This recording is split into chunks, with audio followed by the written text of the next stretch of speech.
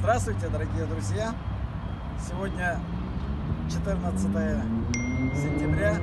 Вчера мы на выборах, как и стремились к этому, одержали победу. Победу, которая, скажем так, завоевана нами через хорошую борьбу.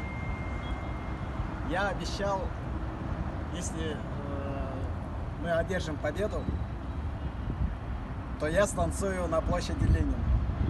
Ну так вот, мы стоим на площади Ленина, и я приступаю к обещанному.